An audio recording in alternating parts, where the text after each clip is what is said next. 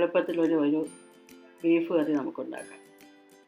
നല്ല രുചികരമായിട്ടുള്ളൊരു ബീഫ് കറിയാണ്. അതിനാവശ്യമുള്ള സാമാൻ 3 spoon Kashmiri ചില്ലിയും 3 spoon മല്ലി, 2 സ്പൂൺ സാധാരണ മുളക് പൊടിയും മഞ്ഞ ഇട്ട് വറുക്കുക. വറുത്ത് കഴിഞ്ഞിട്ട് തീ ഓഫ് ചെയ്തിട്ട് മഞ്ഞൾപ്പൊടി 2 സ്പൂൺ ഇടുക. 1 സ്പൂൺ 1.5 സ്പൂൺ മസാലപ്പൊടി ഇടുക.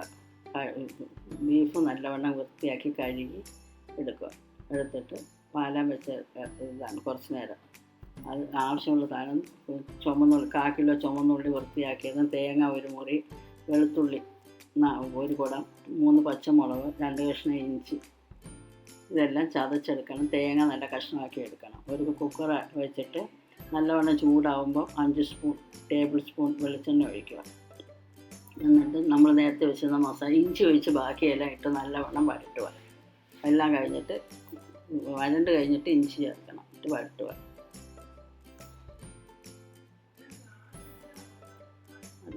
തേങ്ങ കഷ്ണങ്ങളിട്ടും വഴറ്റും. നല്ലവണ്ണം വഴണ്ട് കഴിഞ്ഞ് തേങ്ങ കഷ്ണങ്ങൾ അതിനകത്ത് 1 സ്പൂൺ മഞ്ഞൾപ്പൊടി ഇടുക.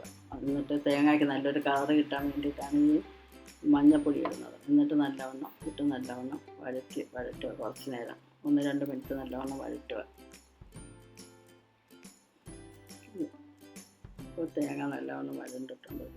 എന്നിട്ട് നമുക്ക് മുളക് പൊടി നേരത്തെ ശരിയാക്കിയ മുളക് പൊടി എല്ലാം ഇട്ട് 1 കപ്പ് വെള്ളം ഒഴിച്ച് നല്ലവണ്ണം ഇളക്കുക. എന്നിട്ട് മസാല ചൂടാകുമ്പോൾ ഇറച്ചിയിട്ട് ഇളക്കണം. ഇറച്ചി കഷ്ണം ഇട്ട് നല്ലവണ്ണം ഇളക്കുക.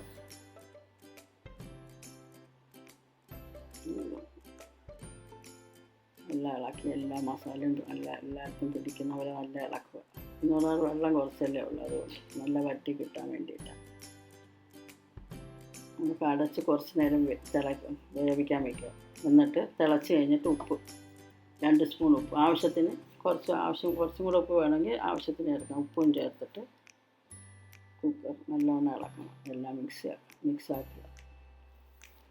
കുക്കർ നല്ലവണ്ണം ഇട്ട് അടച്ച് വേവിക്കുക. വിസിൽ വന്നു കഴിഞ്ഞിട്ട് 20 മിനിറ്റ് കഴിഞ്ഞിട്ട് ഓഫ് ചെയ്തിട്ട് നമുക്കിത് തുറന്ന് എടുക്കാം. നല്ലവണ്ണം ഇറച്ചി വെന്തിട്ടുണ്ട്.